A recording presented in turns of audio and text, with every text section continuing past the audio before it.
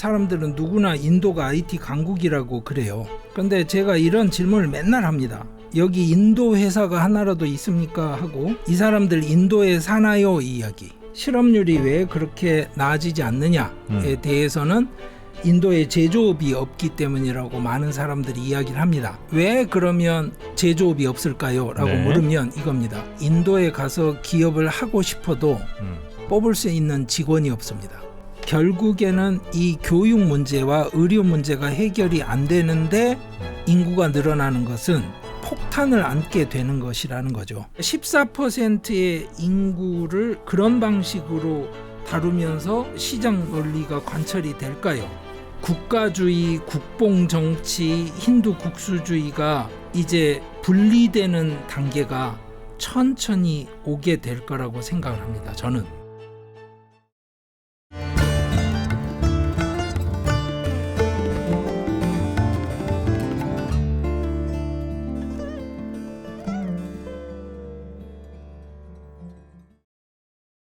강서영 교수의 남아시아 인사이드 외전 저희가 전해드리고 있는데요. 저희가 일부에서는 인도의 총선 결과 우리가 알고 있는 것과 좀 달랐던 그런 내용들을 좀 살펴봤고, 이번에는 그렇다면 인도는 이제 어디로 가는가, 인도의 중요한 변곡점이 맞다고 보셨고, 그 다음에 크게 방향을 좀 아마 튼 거 아닌가, 이렇게 아마 지금 우리 교수님께서는 좀 보고 계신 것 같은데요. 인도 어디로 가고 있다, 이 얘기를 이제 이번 시간에 해주시는 거죠? 예, 그렇습니다. 네, 뭐 잘 가고 있는 거겠죠, 뭐. 예, 저는 더 좋아지는 쪽으로 방향을 잡았다라고 생각을 합니다. 다만 아무도 미래를 알 수는 없죠.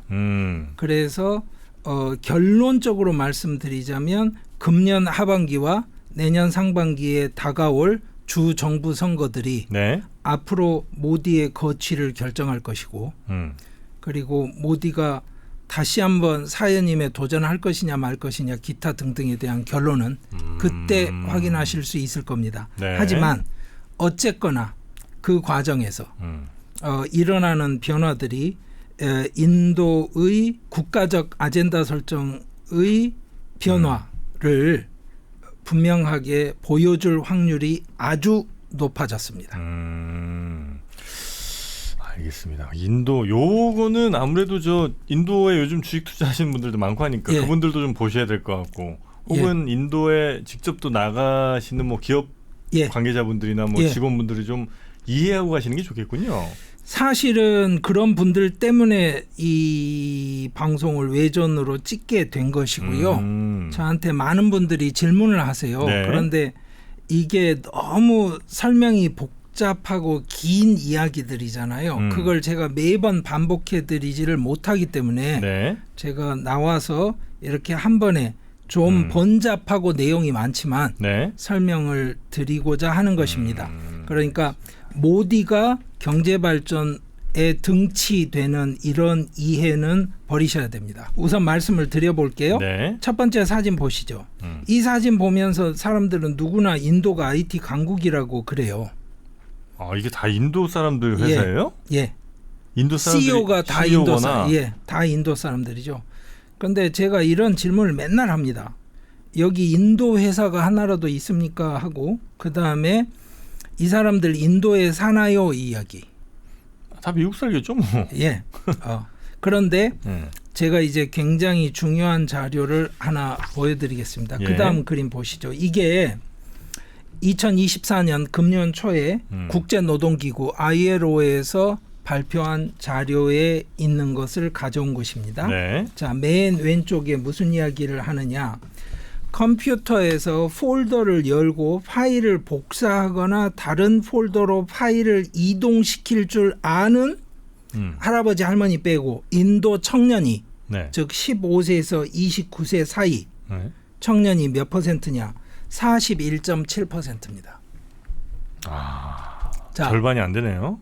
그러니까 무슨 이야기냐면 뭐 엑셀에 계산을 하고 뭐 이런 이야기가 아닙니다. PPT 프레젠테이션을 만들고가 아니라 폴더에서 파일을 카피할 수 있는 능력이 있는 학생이 몇 퍼센트냐? 50이 안 됩니다.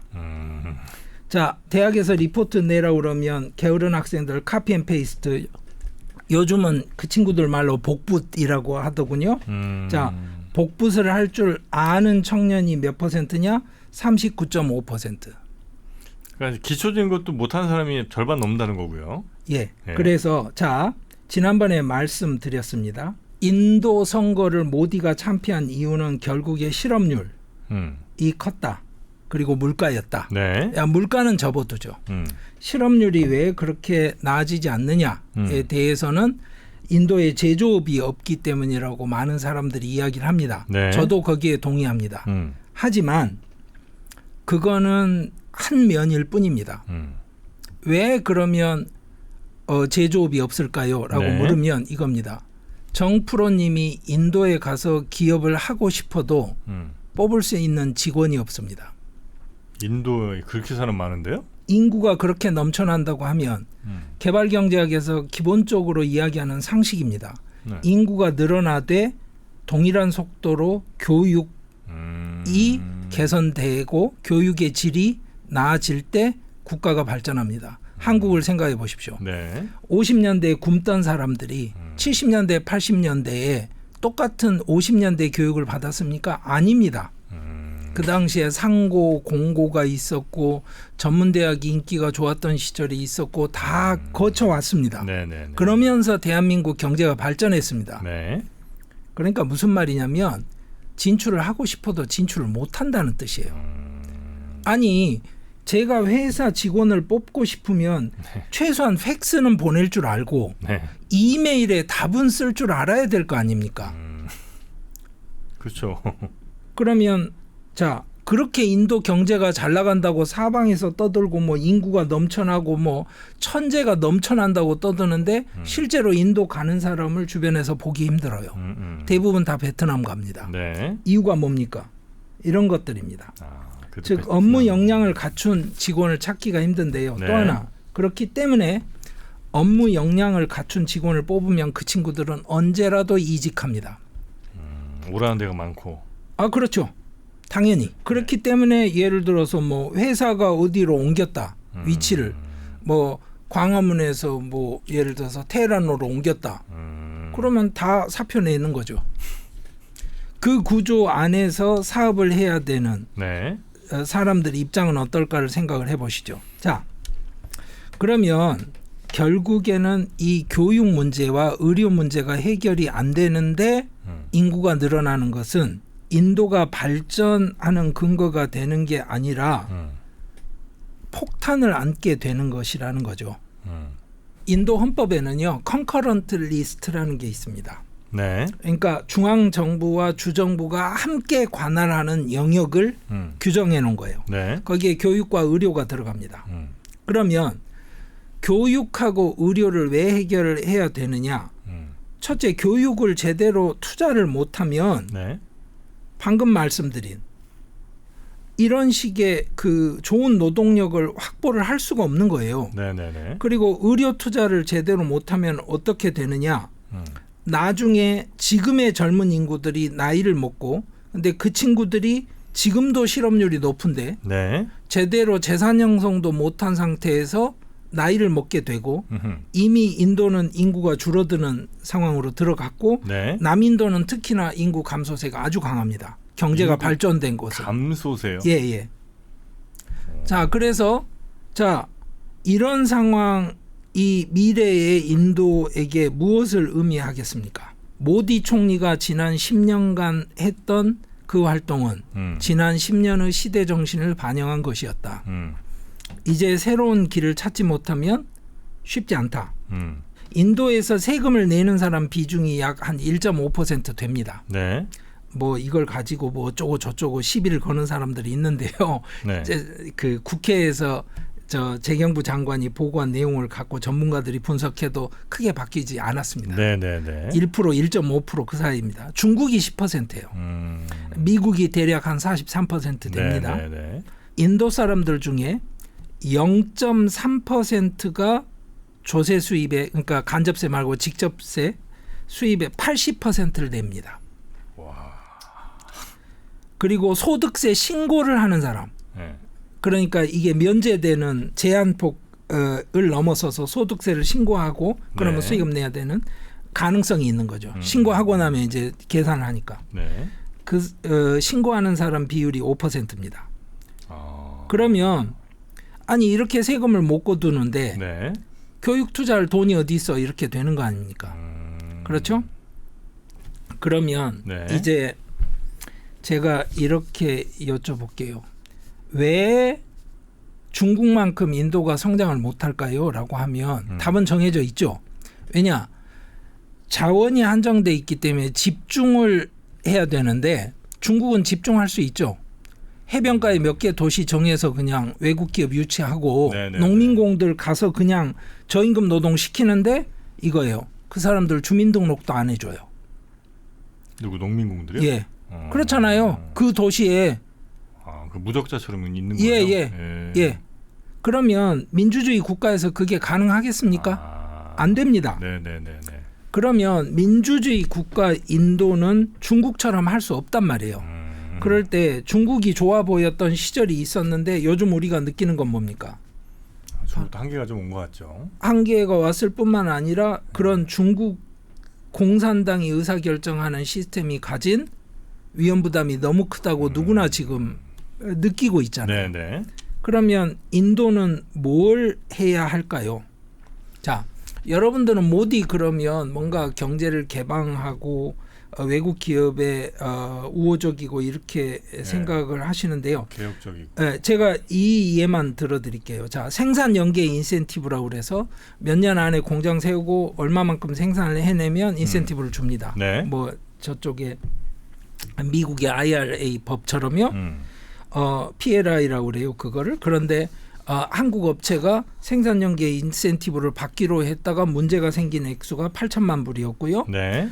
그다음에 한국 업체가 진출할 때 관세 항목이 정해져 있어서 그 관세로 계산을 했는데 부품을 수입을 해야 되니까. 근데 관세 품목 분류를 변경하면 네. 제가 관세 덤터기를 써야 되잖아요. 그렇죠? 왜 그러냐면 예를 들어서 제가 볼펜을 여기 인도에서 만드는데 맨 앞에 있는 볼펜 볼을 한국에서 가져와야 된단 말이에요. 네. 옛날에 볼펜 볼은 뭐 공산품 무슨 소재 이래서 2% 관세 냈는데 갑자기 50% 때요? 갑자기 50% 하면 그래 거기에 물린 액수가 2억 1천만 불이었어요. 그리고 전자제품을 갖고 들어와야 되는 상황이 됐는데 부품이든 뭐든 네. 그거를 갑자기 안전 인증 문제로 통과를 안 시켜주면 그래서 1천만 불이 물린 이 액수들은 네. 지금은 정리가 됐습니다. 이제 서로 적당히 양보하면서 정리가 된 액수들이긴 한데 이 말씀을 왜 드리냐? 이거 지금 한국 기업이 당한 것만 제가 말씀드린 거예요. 어느 기업이라고 이야기는 안 합니다. 알 것 같은데요. 예, 그러면 한번 네. 생각을 해보세요. 자, 모디가 이끌었던 인도의 개방 경제가 진짜 개방인지 네. 그러면 그런 태도로 외국 기업을 유치를 한 다음에 교육 투자를 안 하고 의료 체계도 정상화를 하지 않고 있으면 시간이 지나면 어떻게 돼요? 인구 보너스가 아니라 인구 말루스로 넘어갈 거다. 이게 제가 매번 지적했던 문제입니다. 네네네.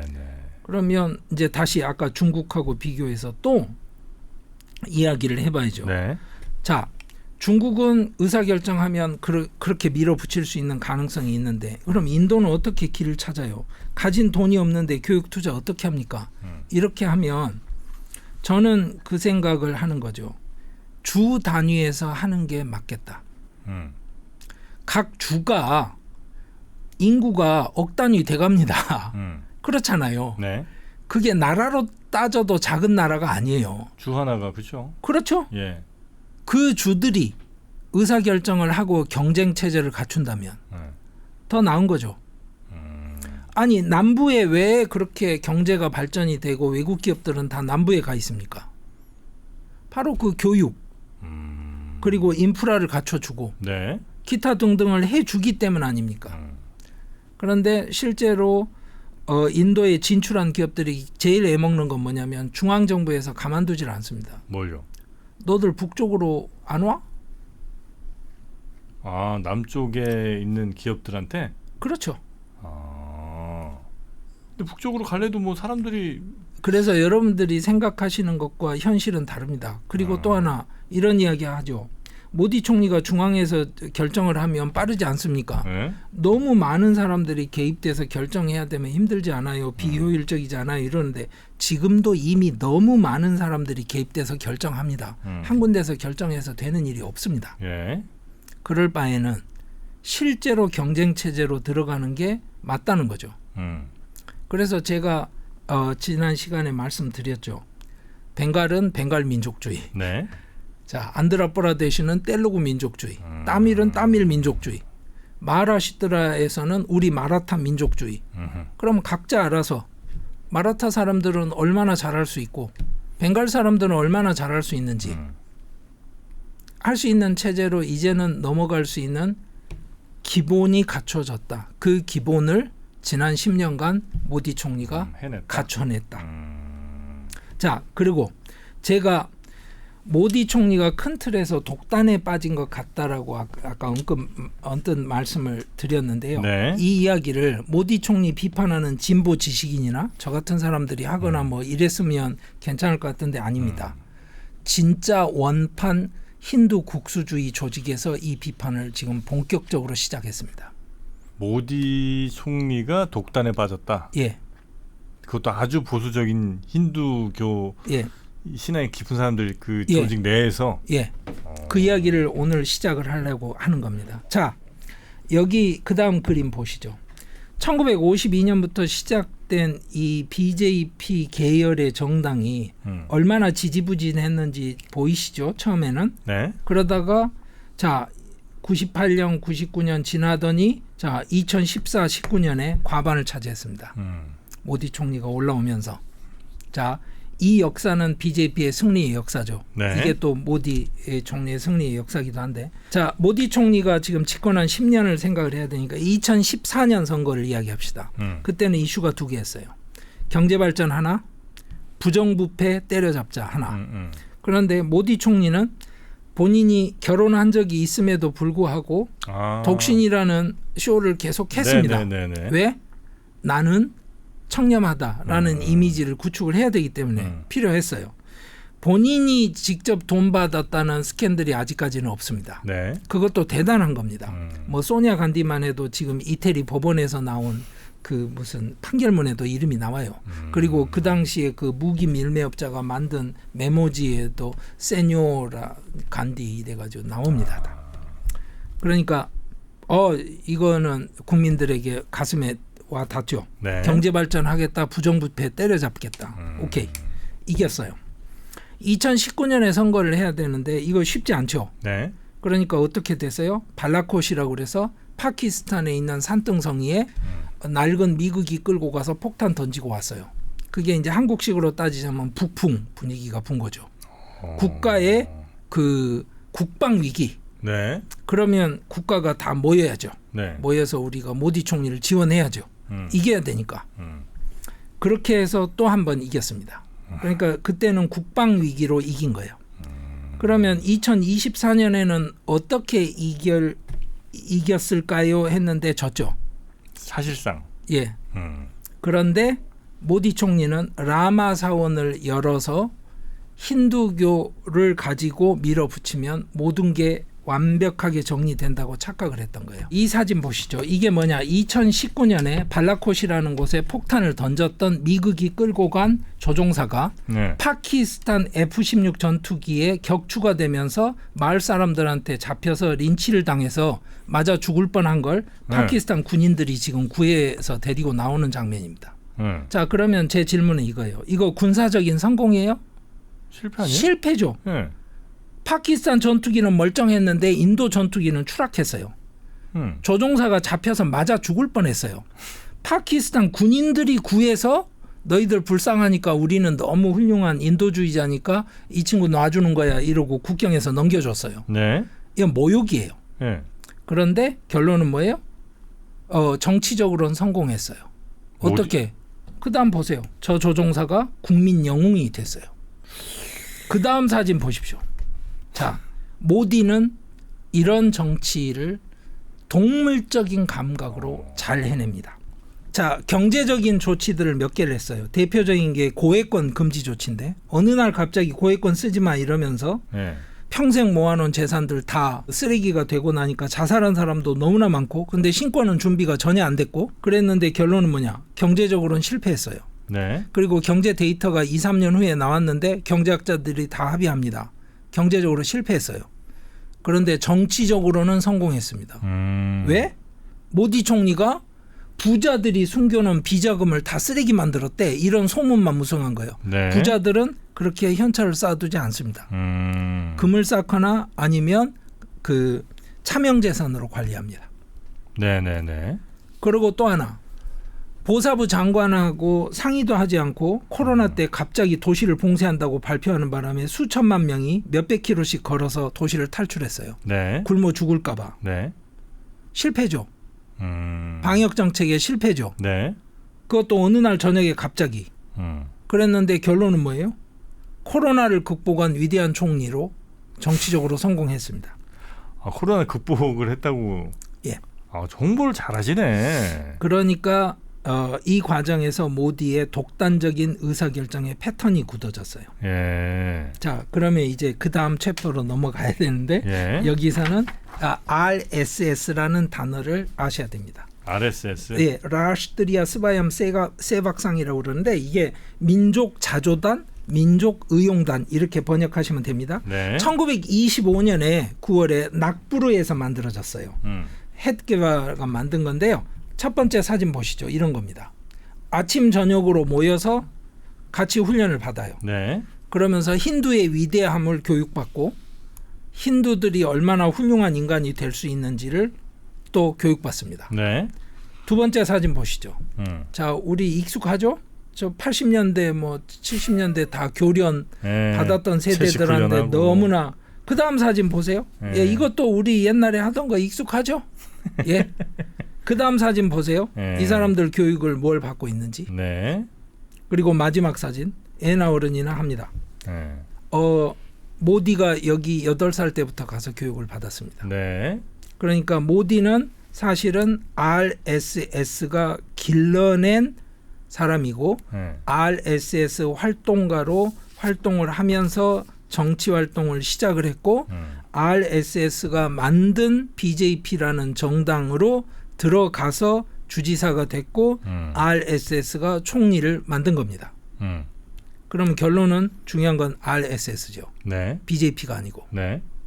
제가 오늘 모디의 시대가 접어든 것 같다라는 이야기를 하는 핵심 이유는 RSS가 모디가 아닌 다른 가능성을 공식적으로 찾기 시작했어요.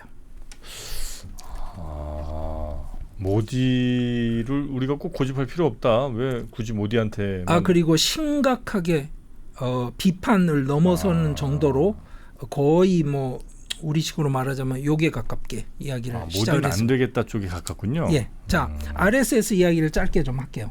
네. RSS 전 단원이었어요. 고세라는 친구가 있었는데 이 친구가 1948년에 간디를 쏴 죽입니다. 네.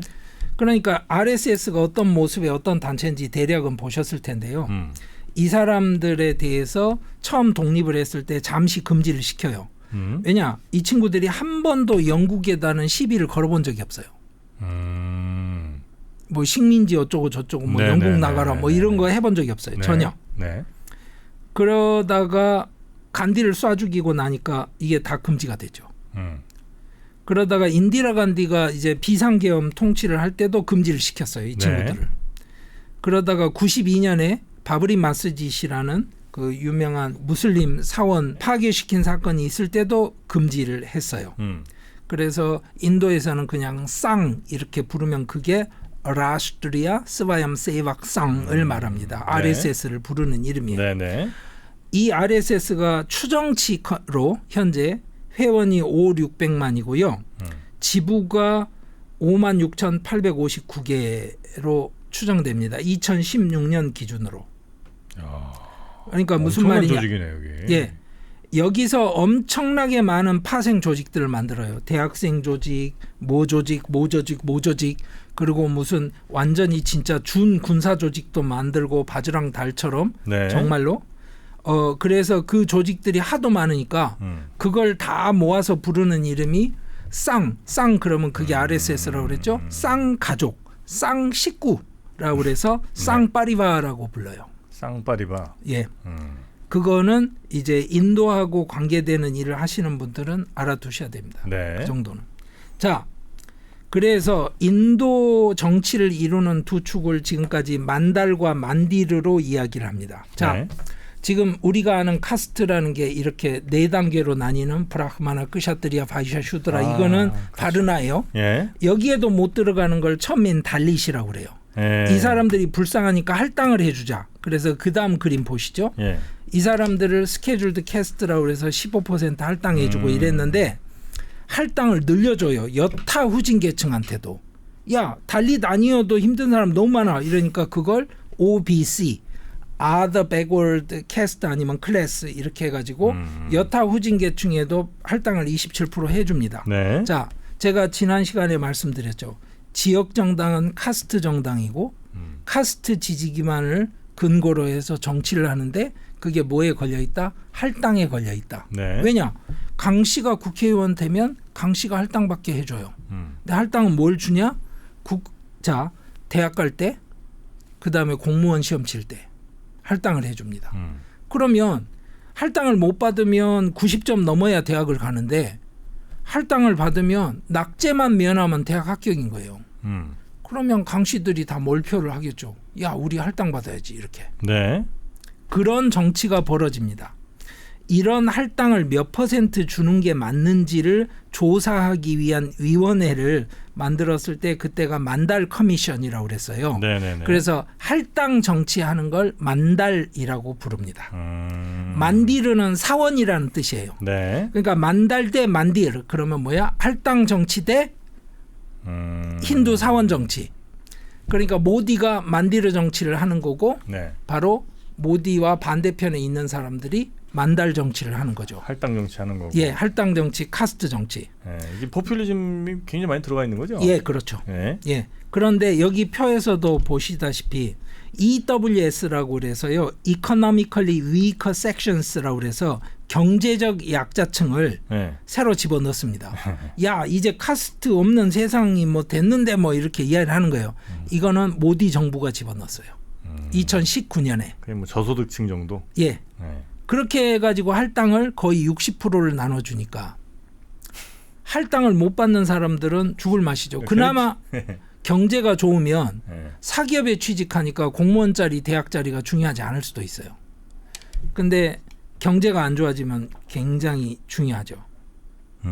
자, 이거를 이해를 하시면 이제 드디어 인도 정치의 큰 틀을 이해하실 수 있습니다. 네. 자, 보세요. 옛날에는 상층 카스트가 수가 적어도 완전히 사회를 장악을 했어요. 네. 근데 80년대부터 갑자기 야, 숫자가 많으면 이기는 거지 이렇게 된 거예요. 그러니까 상층 카스트가 수가 적으니까 네. 투표에서 이길 수가 없어요. 그러다 보니까 만달 카스트 정치가 들고 일어나죠. 네. 그럼 상층부들은 어떻게 이제 자기 기득권을 유지합니까? 이겁니다. 능력주의, 예. 자유시장 경제. 내가 브라흐만 상층 카스트라서 당신보다 높은 게 아니고 나는 학교 때 1등 했잖아. 아, 열심히 했잖아. 너는 나는. 20등이잖아. 그래서 내가 월급을 100배 받는 거야. 이렇게 말을 하는 거예요. 근데 아시잖아요. 교육에서 나오는 성과, 성적은 부모의 재력순입니다. 물론 가끔 예외가 있죠. 네. 그 예외를 열어주면서 이 시스템이 굴러가는 거예요. 그러니까 상층 카스트의 기득권자는 뭐예요? 자유시장 경제와 교육을 계급 설정의 기본 틀로 갖고 갑니다. 네. 그러면 아니 그래도 불만은 있잖아요. 야, 내가 학교에서 30등밖에 못했지만 야, 그래도 이건 아니지. 너는 어떻게 10억을 받고 나는 한 달에 뭐 10만 원, 2만 원도 못 받냐? 뭐 이런 건 아니잖아요. 그럴 때 등장하는 레파토리가 바로 우리는 위대한 힌두야. 다 같이 사원에 가서 착하게 살아야 되고 기도하고. 그러니까 바로 국수주의와 자유시장 경제가 결합된 현상이 처음으로 인도에서 구현이 되는 겁니다. 네, 네. 그러면 만달과 만디를 이해하셨죠? 네. 이것까지 이해하시면 세 번째가 또 하나가 더 생긴 겁니다. 새로. 그게 뭐다? 바로 마켓, 마켓? 시장. 네. 바로 경제가 이제 인도를 좌우하는 팩터가 된 거예요. 그러니까 만달 만디르 플러스 마켓까지 들어가서 네. 이제 인도를 이해해야 되는 거예요. 인도가 왜? 경제적으로 나아졌으니까. 그 다음 그림 한번 보세요. 네. 이 그림은 뭐냐면 자 BJP는 힌두 국수주의인 것 같지만 사실은 기존 상류 기득권층을 지지하는 정당인 거라고 말씀드렸죠. 네. 그래서 자 국회의원 중에 BJP 소속 국회의원의 몇 퍼센트가 상층 카스트 출신인지를 보여주는 그래프가 위에 있고요. 상층 카스트 국회의원이 몇 퍼센트인지를 그 야당 콩그레스에서 보여주는 라인이 밑에 있는 겁니다. 보이시죠? 네. 그러니까 BJP는 그냥 힌두 국수주의가 아니라 네. 바로 아까 말씀드린 기존 상층 카스트들의 기득권을 보장하는 시스템으로서 능력주의와 자유시장 경제가 힌두 국수주의와 결합된 국수주의인 겁니다. 복잡하다. 예. 네. 됐습니다. 그 정도 하면 네. 이제 만달과 만디를 이해를 하셨으니까 네. 만달 커미션에서 할당해 주자는 말은 했는데 아무도 안 해요. 이거 짐이 너무 많이 되는 거예요. 반대도 너무 많고 그렇게 떼주면. 근데 갑자기 89년하고 90년에 프라탑싱이 그 자나타달 정당이 집권을 하면서 이걸 실제로 하겠다고 추진을 해버린 거예요. 할당제를. 예. 그러니까 BJP 진영에서는 반대를 할 거 아니에요. 네. 그래서 만든 게 뭐냐. 그 다음 보시죠. 람 라티 야트라라는 게 뭐냐면 라마의 전차를 굴리는 대행진 이래가지고 북인도 중심으로 모여서 사람들이 출발을 해서 이 먼 거리를 계속 행진을 하면서 아이오디아까지 가는 겁니다. 왜요? 이게 뭐냐면 바로 힌두의 전통을 되찾아야 되고 무슬림을 물리치고 또 하나는 뭐예요? 이런 할당이나 하는 카스트 이야기나 하면서 우리 힌두 전통을 오염시키는 이런 정치 세력을 다 때려잡아야 된다. 그렇게 이제 대장정을 하는 거예요. 대장정이 된 겁니다. 와, 여기를 사람들이 이동을 해요. 걸어서. 예. 우와. 엄청난 수가 이동을 하고요. 이 와중에 무력 충돌이 엄청나게 일어납니다. 그런데 주로 각 주에서 경찰들이 이 사람 편을 들어줘요. 이런 흐름을 주도했던 인물들 중에 하나가 이제 모디인 거죠. 그래. 현장 노동자로서. 이 당시에. 예. 그런데 이 흐름이 강해지면서 92년에 드디어 일이 벌어집니다. 자 보시죠. 네. 사진. 그 바브리 마스짓인데요. 아이오디아의 바브리 마스짓이라는 뜻은 바브르 황제, 즉 무갈 제국을 세운 황제가 지었다고 전해지는 무슬림 사원을 여기 이 힌두 극우파들이 가서 경찰이나 군인들이 막는 걸 다 밀어붙여서 파괴를 해버립니다. 이 사건이 92년에 일어납니다. 이거는 예. 아무리 뭐 힌두가 그러니까 다수라고 하더라도 좀 약간 불법성이 짙은 거 아닙니까? 맞습니다. 그래서 고등법원에서는 불법이다. 원상 복구 판결이 내려져요. 그런데 대법원에서 판결을 뒤집습니다. 어떻게? 이 자리는 힌두교 사원을 세워라. 대신 무슬림들이 사원 세우도록 다른 데다 터를 마련해줘라. 이렇게 끝나요. 자, 이 논리는 이렇게 생각하시면 돼요. 한국의 불교도들이 80%인데 캐톨릭이 14%라고 합시다. 네. 제가 불교도들 중에 힘 좀 쓴다는 동네 노는 형들 다 모아가지고 몽둥이 들고 명동성당을 가요. 계속 시위를 해요. 그러다가 어느 날 명동성당을 진짜로 가서 다 파괴를 때려 부셨어요. 그런데 왜 그랬어? 그러면 이 자리가 원래 절이 있던 자리야. 그러고서 명동성당 자리를 다 파봐요. 그러면 사기 조각이라도 나올 거 아니에요. 그럼 이 사기 조각이 옛날 절에서 쓰던 거야. 이렇게 이야기하죠. 자, 명동성당 자리에서 무슨 카톨릭 유적이 나올까요? 안 나오겠죠. 안 나오죠. 예. 그렇잖아요. 자, 무갈이 시작된 게 언제예요? 1500년대 이렇잖아요. 예. 그러니까 그렇게 해서 논쟁을 시작을 해버리면 의미가 없는데 여기에 이제 한 가지 조심하셔야 돼요. 뭐냐면 정치적 판결이라는 말을 하면 우리들은 욕으로 듣습니다. 판사가 눈치 보거나 아니면 자기 한 자리 하기 위해서 판결을 왜곡했다고 그렇죠. 생각을 하는데 네. 이게 대륙법 체제라서 그래요. 영미법 체제에서는 판례가 법이잖아요. 네. 그러니까 판사는 적혀 있는 법을 해석하는 사람에 그치는 게 아니라 자기가 판례를 만들면 법을 만드는 거예요. 그러니까 영미법에서는 뭐냐면 명동성당이 무너졌지만 80%가 이러고 있는데 내가 이렇게 명동성당 다시 세워라고 명령을 내렸을 때 이 나라에 있는 이 상황을 감당할 수 있겠냐라는 고려를 할 수 있는 맥락이 있어요. 네네네. 그러니까 그것도 조금은 좀 생각은 해주시고 자 이렇게 돼가지고 뭐가 벌어지냐면 그 다음 보시죠. 사진. 네. 이게 2020년 사진인데요. 그 무너뜨린 터에 가서 터에 축성식을 합니다. 모디가 앉아있죠. 그리고 저 사진에 보이는 다른 인물 한 명이 모한 바그와시라는 인물인데요. RSS 수장입니다. 예. 그리고 이게 20년에 그러니까 터를 잡은 거잖아요. 이제. 네. 그러고 나서 대망의 2024년 1월 22일 날 네. 드디어 라마 사원이 들어섰어요. 개장을 합니다. 이 보시죠.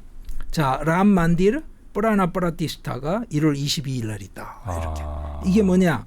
뿌라나는 숨이라는 뜻이고 뿌라티스타는 숨을 그 자리에 둔다는 뜻이에요. 그러니까 신상에 숨을 불어넣는 거예요. 신상이 드디어 깨어나는 거예요. 네네네. 그 의식을 그 다음 사진 보시죠.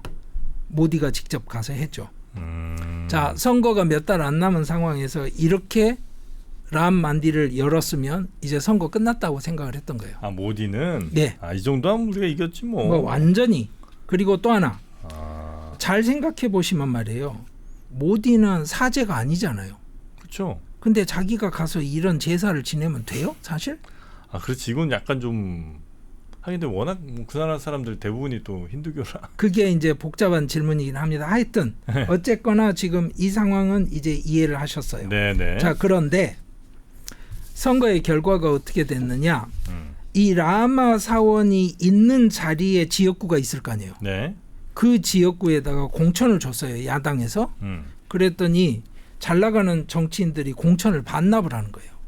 그 지역구를 받으면 당선이 안 될 거 아니에요. 돈만 깨먹고. 아 그래요. 예.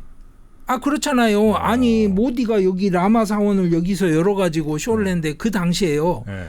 모든 공무원들하고 공공기관까지 거의 공문이 내려왔습니다.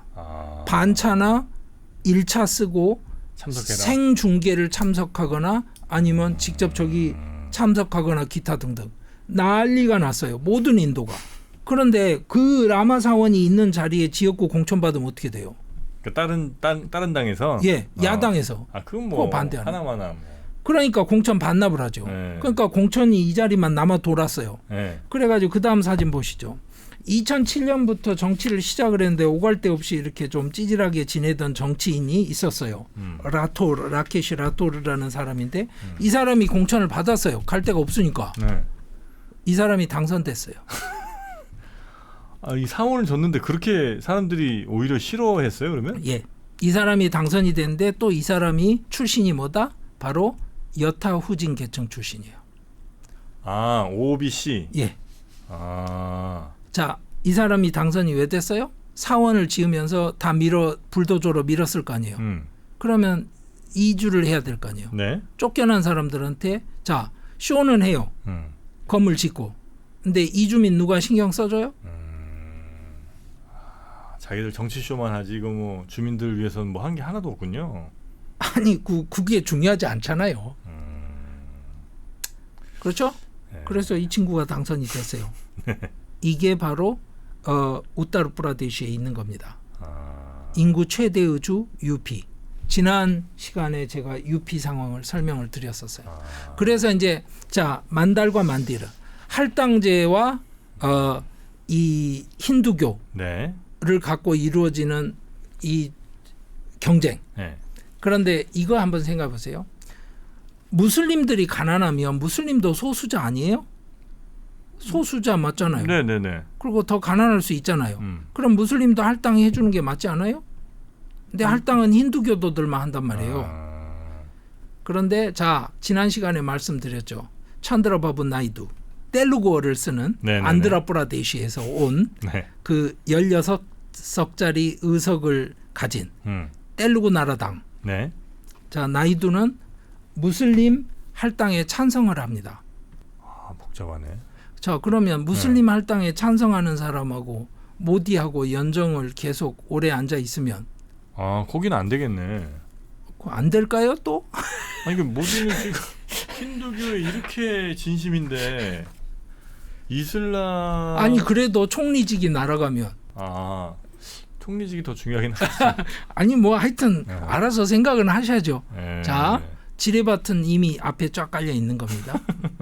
자, 아 그래요. 예, 헬게이트가 열린 거예요. 예, 예. 자, 그러면 네. 국가주의, 국뽕 정치, 힌두 국수주의가 이제 분리되는 단계가 천천히 오게 될 거라고 생각을 합니다. 저는. 그러니까 만달과 만디르가 있는데 이 만디르와 마켓이 결합이 되면 네. 잘 생각해 보세요.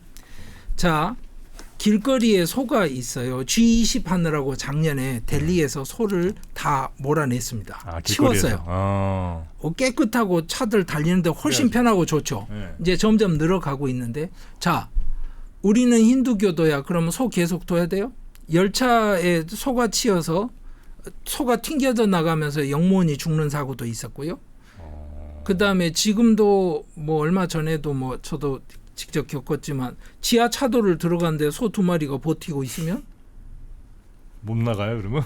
아니 뭐 어떻게 합니까? 아 자경단들이 있어요 좀. 그래서 국도나 고속도로에 몽둥이 들고 서 있다가 네. 무슬림인 것처럼 생겼는데 트럭 타고 가면 다 끌어내려서 검사합니다. 그래야 혹시 소를 싣고 있다거나 뭐 고기 덩어리가 있는데 소고기처럼 보인다.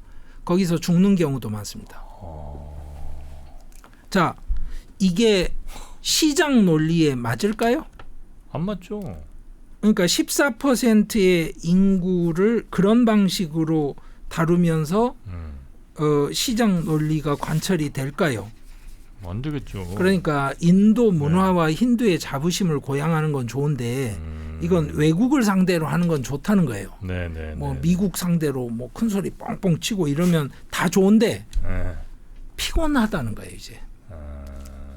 거기에 에너지 쏟을 그런 시간이 있으면 일을 하는 게 낫지 않아요?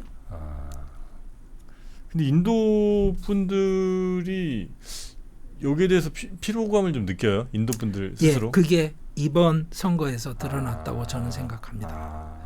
공식화된 겁니다 이제. 그동안은 국뽕 막 뭐 하고 야 우리 우주로 뭐 로켓 쏜다 이러면 예. 또 미디어들 난리 나니까 예. 막 다 좋은 것 같았는데 사람들 예. 마음 깊은 곳에서는 예. 아씨 뭐 하는 거야 뭐 이런 마음들이 있었다는 거군요. 그렇죠. 자, 이제 모디가 약간의 리스크 팩터가 됐던 내용들을 말씀드릴게요. 다음 사진 보시죠. 네. 이게 뭐냐? 작년이에요. 23년 8월 3일 날 갑자기 발표를 합니다. 뭐다? 휴대폰을 제외한 모든 전자제품은 특별 허가를 갖지 않은 업체에서 수입을 못한다 하고 금지시켜버려요. 온 국민들이 난리가 났어요. 그러면 나는 아이패드도 못 사고 삼성 노트북도 못 사고 LG 그램 노트북 수입도 못하고 그런다는 거야? 그럼 당연히 그렇지 이렇게 된 거예요.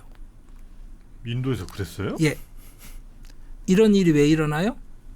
수상관저에서 누가 모디를 만나서 누구랑 의논했는지 아무도 몰라요. 그냥 발표가 되는 겁니다.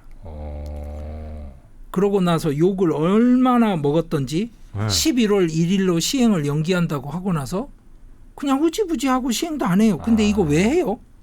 왜 진짜 이런 걸? 이런 일이 왜 생깁니까? 그 인도 내 무슨 저 전자제품 회사에서 약간 로비했나? 아니요. 계산은 뻔한 게 있습니다. 네. 그렇게 막아놓으면 업체들이 다 들어와서 메이드 인 인디아로 만들겠지라고 생각을 했는데 아니 메이드 인 인디아를 만들려면 말씀드렸잖아요. 노동자들 교육시켜야 되고 예를 들어서 폭스컨에서 인도에 갔어요. 자, 중국 생산 속도보다 제가 정확한 건 기억을 못하는데 제가 기억하는 거는 절반 속도로 세팅을 했다고 그래요. 절반 속도로 물건이 생산되도록 시간당. 네네. 노동자들 인터뷰하면 첫 대답이 뭔지 알아요? 죽는 줄 알았습니다. 이렇게 빡세게 일을 시키다니. 예. 못 버티면 사표 내죠. 아. 그러니까 돈을 더 주고 뭐 하지만 지금은 많이 올라온 걸로 합니다. 그 과정을 모든 기업이 각자 알아서 해야 된다고 하면 저희 가서 생산하겠냐는 거죠. 자, 두 번째. 국방이나 외교에서 자만감과 일방주의가 너무 넘쳐나요, 요즘. 이거 위험합니다. 지금 중국하고 미국 사이 때문에 계속 미국이 눈 감아주고 있는데 대표적으로 카나다에서 독립운동할 것 같은 시크는 쏴 죽였어요. 그리고 그거를 감청을 당했습니다. 네. 미국한테. 미국에서는 살인 청부업자를 시켜서 쏴 죽이라고 시켰는데 그 청부업자가 사실은 미국 정부 에이전트였어요. 그래가지고 잡혔어요. 쏴 죽이지를 못하고. 이런 일이 생겼을 때 누가 배후에 있을까요? 그러면 아마도 여기 사진에 있는 이 인물일 거라고 추정합니다. 제가 증거가 있다는 거 아니에요? 이 사람이 인도 국가안보보좌관입니다. 파키스탄에 가서 스파이로 근무한 경력이 있고 정보부서에서만 근무한 잔뼈가 굵은 사람인데 네. 지금 3연임합니다. 모디가 또 총리가 됐으니까 지금 79세입니다. 자, 이런 사람들이 같이 앉아서 의사결정을 하는 이 모디 팀이 과연 변화하는 이 상황에 적응할 수 있을지. 그래서 세 번째로 제가 지적하고 싶은 것은 뭐냐. 문고리 권력이 누군지 아무도 모릅니다.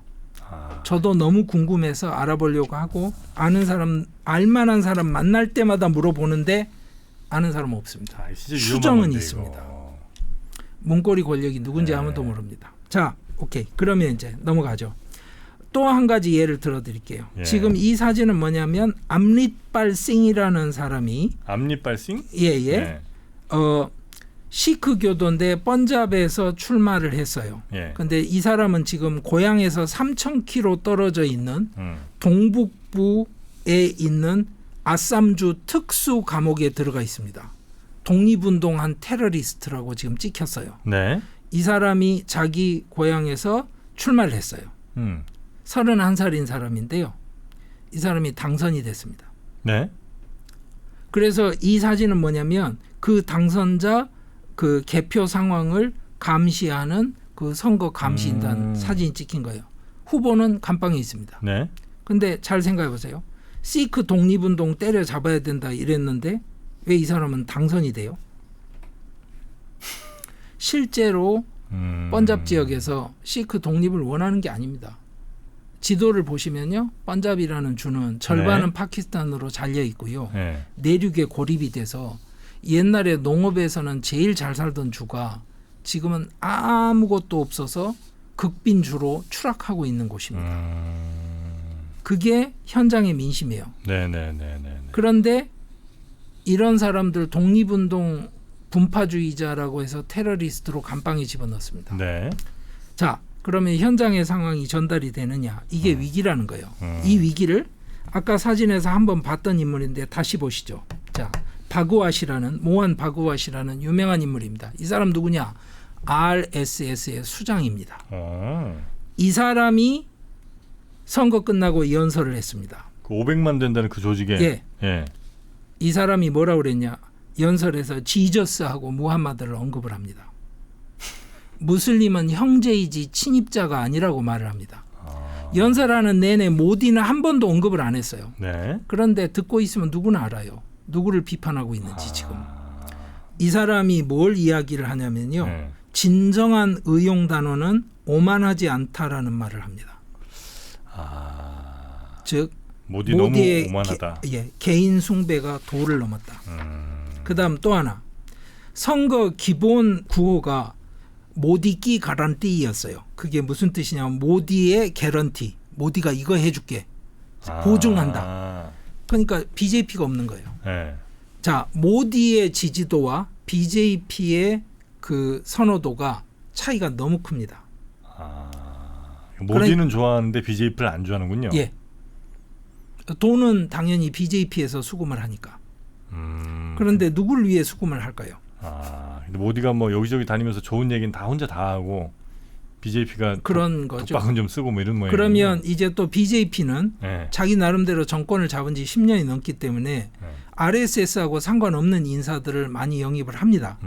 그래서 그렇죠. 주먹구구식으로 말씀드리자면 네. BJP의 절반을 RSS라고 잡을 때 지금 현재 BJP의 절반은 모디를 정리하고 싶어 하는 거죠. 자, 그다음 네. 또 모한 바구아시 이 말을 합니다. 합의를 해라라는 말을 여러 번 해요. 합의를 해라. 누구랑? 예, 사마크마티. 무슨 말이에요? 야당이랑 아, 의논하고 합의해라. 네. 네 마음대로 아무렇게나 저지르지 말고. 그리고 무슨 말도 하느냐? 상대방은 적이 아니고 경쟁자다라는 말을 합니다. 정치에서 상대방은 박멸해야 될 적이 아니고 경쟁자예요. 이 말을 누가 한다? 진짜 원조 힌두 국수주의자 단체의 수장이 이 말을 하고 있어요, 지금. 신기하네. 그리고 또 뭐라 그래요? 상호 존중해라. 그리고 나서 또 무슨 이야기를 하냐? 품위가 없어졌다. 아, 모디 총리한테? 아니 모디한테 말한다고는 말 안 했어요. 근데 품위가 없어졌다고 했어요. 네. 디그너티가 없다고 그랬어요. 아, 주어는 없고. 그리고 나서 이 사람이 연설에 유일하게 네. 현안을 하나를 이야기합니다. 네. 마니푸르 사태. 마니푸르 주에서 꾸끼하고 메이테이가 서로 죽이고 불지르고 하는 거를요. 아직도 해결을 못한 채 13개월째 불타고 있습니다. 북동부 주에 있는 네. 마니푸르라는 주에서 네. 꾸끼하고 메이테이하고 충돌이 일어나서 그러고 있는데 쿠키랑 메이데이 뭐였죠? 그게 소수 종족이 꾸끼고요. 아. 그 종족 단위의 이름입니다. 네네네네. 예. 그러면 뭔가를 해야 될 거 아니에요. 1년 동안 지금 싸우고 있어요? 1년 예, 넘게? 그거 그냥 대충 그냥 방치하는 거예요. 아, 그래서 결론은 뭐다? 이 연설이 있고 나서 곧바로 아미샤 내무부 장관이 나섰습니다. 그래서 뭐 협상하고 지금 그러고 있어요. 네. 자, 재밌는 건 이 모한 바구아시 자, RSS 수장이잖아요. 이렇게 강하게 발언을 하고 나면 수위 조절을 합니다. 정치적으로는. 네. 그러면 2인자나 3인자가 나서서 그 뜻이 아니고 그렇죠. 오해하지 말고 기자들이 자꾸 이상한 보도하고 하는데 이렇게 이야기해야 되잖아요. 이건 이제 원칙적인 얘기고. 예. 뭐. 근데 2인자하고 3인자가 뭐라고 했냐면 아니 너 다 들었잖아. 뭘 물어봐. 그 말 맞지 않아? 우린 틀린 말 안 해. 자, 그럼 이게 무슨 뜻일까요? 이게 저 총선 전이에요? 아니면 총선이 결과 나오고 나서 아, 곧바로. 그럼 이제 배에서 탈출하네 이제. 그러니까 RSS는 모디보다 훨씬 더 긴 호흡으로 판을 읽고 있다. 네. 자, 여기 그 다음 보도를 보세요. 요기 아디티아낫을 모한 바구아시 만났어요. 네. 이 사람이 바로 그 우타르프라데시 주의 주지사이자 힌두교 승려입니다. 네. 그러니까 승복을 입고 있는 사람이 주지사를 하는 거예요. 그럼 생각해보세요. 이태리 총리를 신부복을 입은 사람이 한다고 생각해보세요. 이상하죠. 그렇죠. 네. 그런데 이 사람이 강력한 차기 대권 후보 중에 한 명입니다. 그래요? 예, 그렇게 돼버렸어요. 이 사람이 극단적인 힌두 국수주의자인 거 맞아요. 무슬림 때려잡기도 엄청나게 했고요. 네. 근데 또 다른 건 뭐냐면 그 우파 정치인들의 흔한 레파토리 있죠. 네. 법과 질서를 만드는 강한 지도자. 음. 그래서 뭐냐면 정치인이 조직하는 조폭들 다 때려잡고 이런 걸 잘했어요. 그러면서 제가 1, 2년 전에 느끼기보다 훨씬 더 대중적 지지도가 올라갔습니다. 지금 이 기사는 6월 14일 기사예요. 그러니까 네. 따끈따끈한 기사입니다. 바구아시 왜 요기를 만났을까요? 이 모디하고 사이가 안 좋은 건 다 소문이 나 있습니다. 네네네. 지금. 뭔가 일을 좀 도모하나? 자, 출가자는 자 청렴하고 네. 돌볼 게 없으니까 돌파력이 있다. 그럼 모디가 출가자적이에요? 요기가 출가자적이에요? 여기가 더 확실하죠. 여기가 낫네. 뭐 다른 이야기는 안 하겠습니다. 그다음 바구아시 저 사람을 만났다고 그래서 인도 언론이 난리가 났었습니다. 자, 모디는 구자랏 주지사 시절부터 RSS를 통하지 않고 유권자들한테 직접 어필을 했어요. 그러니까 RSS라는 조직은요 원래 한 인물을 중심으로 가지 않습니다. 그렇잖아요. 네. 한 인물로 갔을 때는 또 뭐가 돼요? 바로 개인 숭배 그리고 그 사람의 위기가 조직 전체의 위기가 그렇죠, 되니까. 그렇죠. 예. 자, 여기가 이제 등장을 했죠. 제가 말씀드리려고 하는 건 어떤 거냐면 차기에 누구를 주목해야 되는지도 지금 선상에 오르는 인물들 제가 말씀드리는 겁니다. 하나씩. RSS가 만들어진 도시가 낙부르예요. 거기에 헤드쿼터가 있습니다. 네. 낙부르 지역구에도 국회의원이 있을 거 아니에요. 그러면 낙부르 지역구의 국회의원은 RSS의 진짜 적장자가 아닐까 싶잖아요. 그렇잖아요. 네.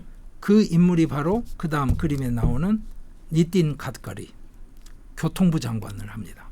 현재? 예, 네. 지금도 이번에도 또 같은 보직을 맡았습니다. 대중적인 이미지를 굉장히 좋게 가져가요. 왜냐? 개통식 할 때만 나오거든요. 좋은 일에. 이 사람 굉장히 유연한 사람입니다. 유튜브 방송에 나와서도 인터뷰를 할 만큼 아주 유연해 보여요. 예. 관상이. 여기서 이제 조심해야 될 건 저는 정치 평론가가 아닙니다. 그러니까 뭐 차기 대권이 어쩌고저쩌고 이런 이야기가 중요한 건 아닌데 네. 여러분들이 인도 언론의 보도를 보실 때는 조금은 신경 써서 보셔야 된다. 감안하고 보셔라. 그다음 이런 이야기가 있어요. 모디가 75세가 되니까 물러날 거다. 그러면 내년이나 내후년에 물러나야 돼요. 이 이야기를 어디서 꺼냈을까?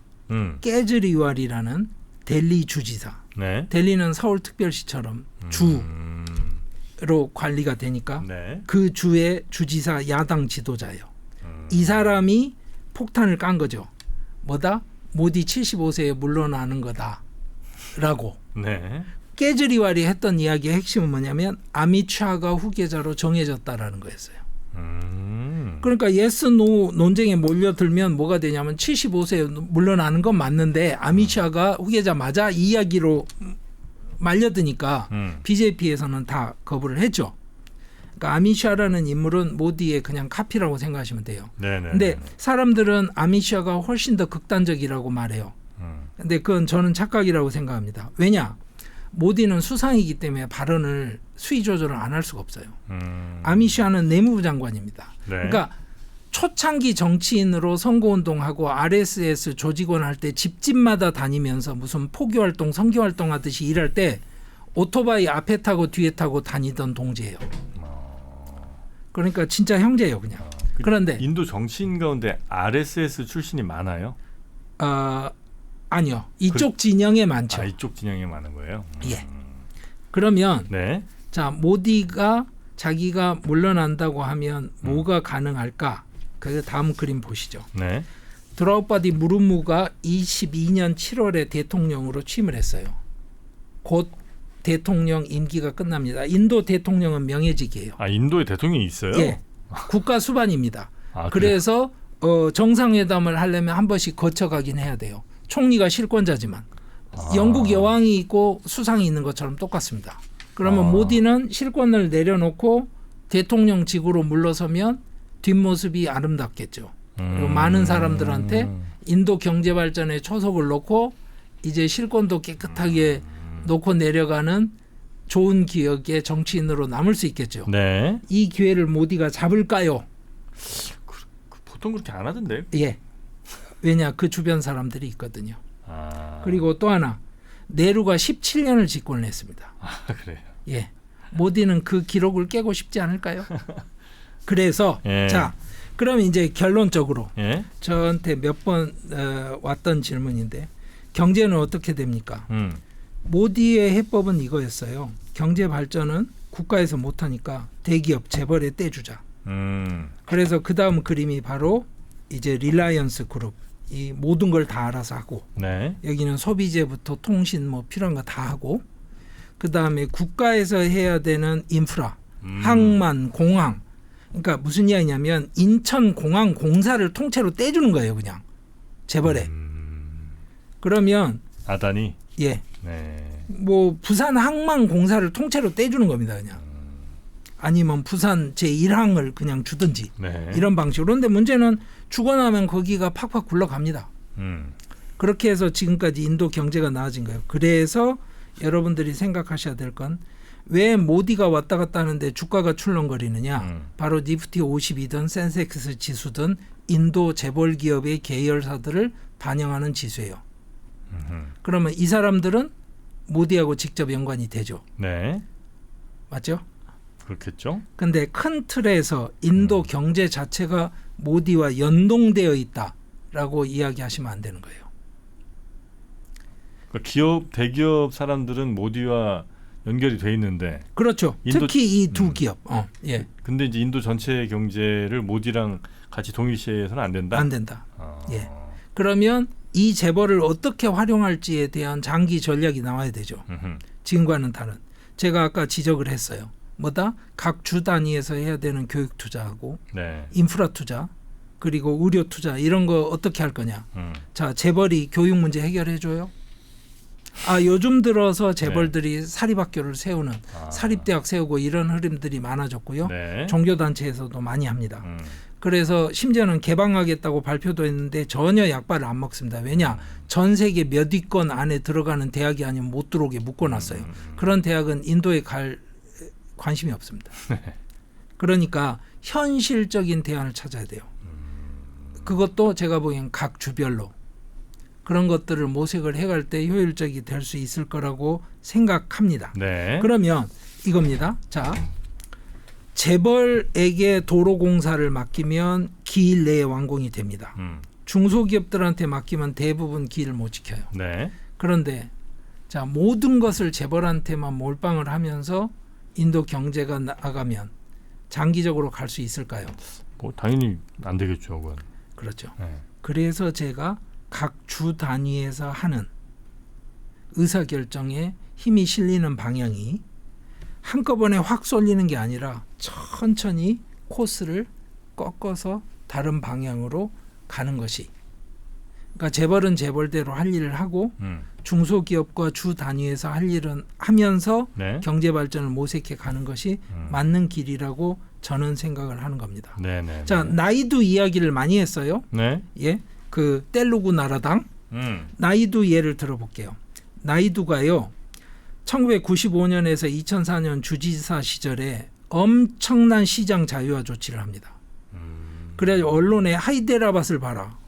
지금 인도에서 일선 도시 중에 제일 핫한 도시 하이데라밧입니다. 네. 80층짜리 60층짜리가 막 비온 뒤에 버섯처럼 진짜 들어섭니다. 건물이 그렇게 높아요. 영원무역도 이미 그 근처에 이제 자리를 잡았고요. 네. 한국 기업으로. 그런 곳입니다. 그러면 이 사람이 거기 연정에 들어가고 거기 주지사가 됐기 때문에 경제가 안 될 거다? 자, 나이두가요. 아마라바티라는 수도를 새로 건설을 해야 됩니다. 네. 그래서 안드라프라데시를 특별자치도로 만들어달라고 요구하고 있어요. 모디가 그거 안 해주면 판이 깨질 겁니다. 네. 그런데 해주면 어떻게 돼요? 다른 주가 가만 안 있겠죠.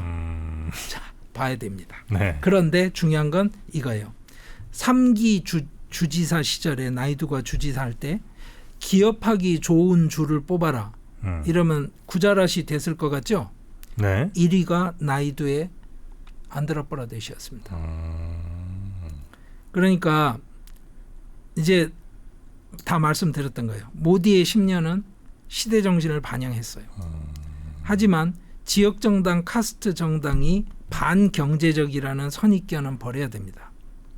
두 번째, 만달과 마켓이 조합되는 거는요. 네. 모순이 없어요. 그런데 만디르와 마켓이 조합될 때는 이게 약간의 문제가 있을 수 있어요. 아까 소를 예로 제가 들었잖아요. 네. 그 문제를 합리적으로 해결해가는 틀을 찾아야 되기 때문에 지금 같은 방식으로는 곤란하다는 거죠. 그럼 마지막으로 네. 자, 야당은 어떻습니까? 사진 보시죠. 이게 콩그레스 리더 라훌 간디가 이번에 선거할 때 가는 곳마다 헌법을 들고 다녔어요. 인터뷰할 때는 앞에 놓고 있었습니다. 그 말은 무슨 말이에요? 모디는 헌법을 안 지킨다. 헌법을 지키고 사수하는 것이 우리의 의무다. 다 좋습니다. 제가 이렇게 말씀드릴게요. RSS 단원들이 집집마다 다니면서 사람들 만나서 설득을 할까요? 헌법 좋아하는 사람들이 집집마다 돌아다니면서 사람들 만나서 할까요? 그러면 어느 쪽이 이길까요? RSS. 예. 모디 쪽? 예. 네. 그래서 콩그레스 그리고 특히 이번에 이제 프리앙카까지 등장을 했는데 예. 어머니 소니아 간디는 지금 상원에 들어가 있고요. 네. 인도에서는 여러 지역구 나설 수 있습니다. 그러니까 정프로님이 자신 있으면 제주 서귀포 지역구 그리고 대전 지역구 두 군데 나서서 두 군데 당선하면 한 군데 뽑을 수 있어요. 자기가 알아서 고를 수 있어요. 그러면 내가 안 뽑은 데는? 안 뽑은 데는 이제 그 다음에 그 당에서 갖다 놓으면 됩니다. 예.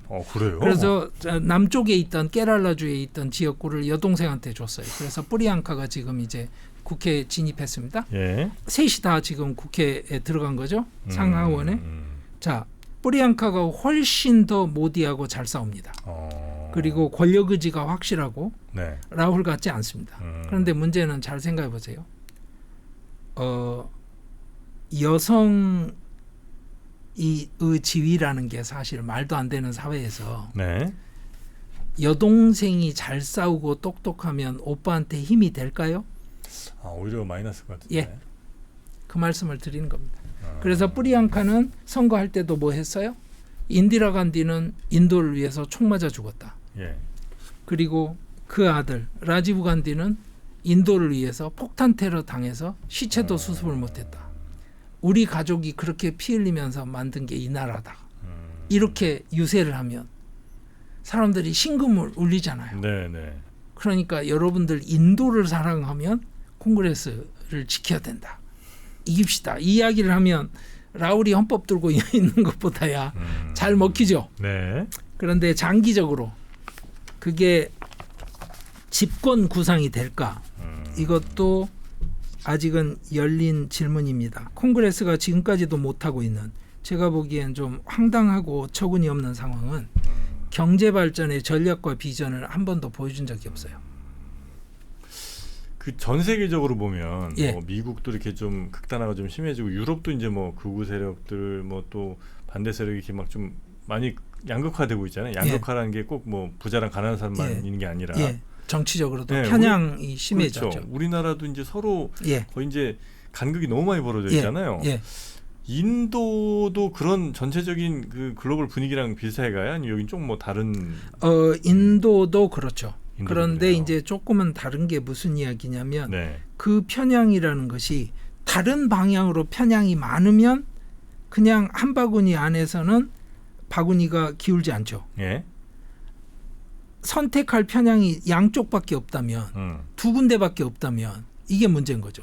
한 10개 정도가 된다면 편향을 해도 각자 알아서 한 10군데에 따로 가서 편향을 하니까 나는 텔루구야, 나는 벵갈리야, 나는 마라타야 이러는 사람들이 나는 따밀인데 무슨 헛소리야 이렇게 하는 사람들이 각자 자리를 잡고 있으면 이건 이야기가 다르지 않습니까? 네. 그래서 제가 그 주 단위로 생겨나는 하위 민족주의를 무시하지 말아라. 그래서 인도는 결코 카스트 정치를 벗어날 수 없고 하위 민족주의는 사라지지 않습니다. 네. 다만 이것이 어떻게 인도의 발전에 긍정적으로 작동하도록 정치판을 짜낼 것인지의 문제가 질문인데 네. 이번 24년 선거의 결과는 그 가능성을 보여주었다. 그리고 이미 RSS가 나서서 네. 새로운 모색을 시작했다. 그 말은 변곡점은 만들어졌다. 이게 정말 장기 추세일 수 있다. 그런데 장기 추세인지 아닌지 언제 확인합니까? 저한테 물으시면 네. 처음에 말씀드렸어요. 금년 하반기 내년 상반기에 오는 선거들이 쭉 남아 있습니다. 그럼 뭐 무슨 선거예요, 그거는? 그게 주 선거들입니다. 주별로 또 선거들이 예. 있으니까. 그 선거의 결과에 따라서 네. 그러니까 24년 11월에 하리안나 마라슈트라 주 선거가 있고요. 25년 1월에 자르칸트 이건 굉장히 크진 않습니다. 네. 25년 2월에 델리 선거가 있습니다. 이거 크고요. 25년 11월에 비하르 선거가 있습니다. 네. 자, 이 추세, 이 선거들에서 어떤 결과가 나타나는지에 따라 인도 정치권이 어떻게든 다시 이제 재조합이 될 거고 모디가 무조건 지금 총리에 취임했다고 그래서 5년을 간다고 생각하는 건 너무 나이브한 겁니다. 원래 내각제에서는 총리들 뭐 선거지면 바로 내려오기도 하고 예. 정부 구성 못하면 또 예.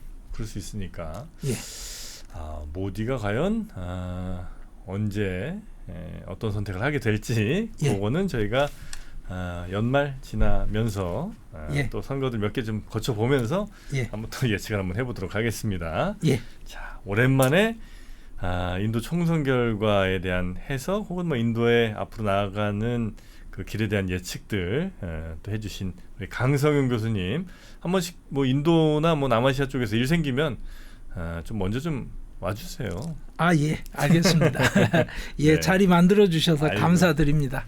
다시 한번 깊은 감사 말씀드리고요. 또 뵙도록 하겠습니다. 고맙습니다. 예, 감사합니다. 네.